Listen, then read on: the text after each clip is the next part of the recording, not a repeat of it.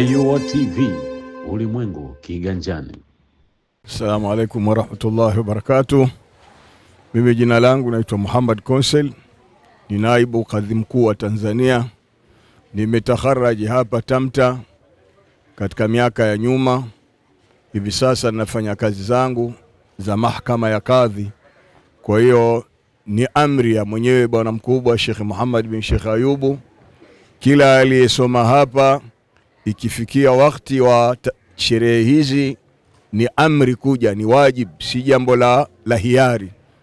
Kwa hiyo kwa wale ambao wako mbali na wamepita hapa, tunawahurumia na sisi tunawahimiza bora waje, kwa sababu wanapokaa huko mbali wataharibikiwa.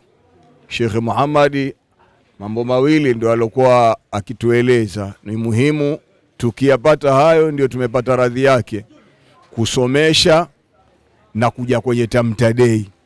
Kwa hiyo ikifikia Tamta Day, asema mtu hata kama ni mgonjwa aje yafie hapa, asifie nyumbani kwao, aje yafie hapa.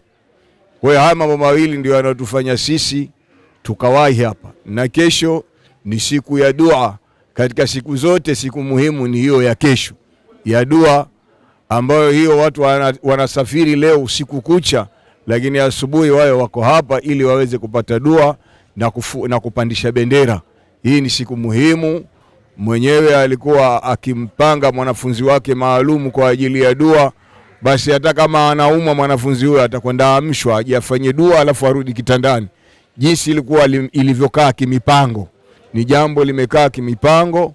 Kwa hiyo tunawaomba wanafunzi wote wa shekhe, kila alipo mtu aliposoma aondoke katika kughafilika, aje hapa, aje ashirikiane na wanafunzi wenzake kwa ajili ya jambo hili la Tamta Day. Ndio radhi ya shekhe imealikishwa katika jambo hili. Ukitaka upate radhi ya shekhe, basi uje kwenye Tamta Day. Ukitaka upate radhi ya shekhe uko uliko usomeshe, hata kama wanafunzi 5, lakini ukairao chini wasomeshe. Husomeshi huji Tamta Day, huna radhi na shekhe. Wassalamu alaikum warahmatullahi wabarakatuh. Wa alaikum salam warahmatullahi wabarakatuh. Ayuwa TV, ulimwengu kiganjani.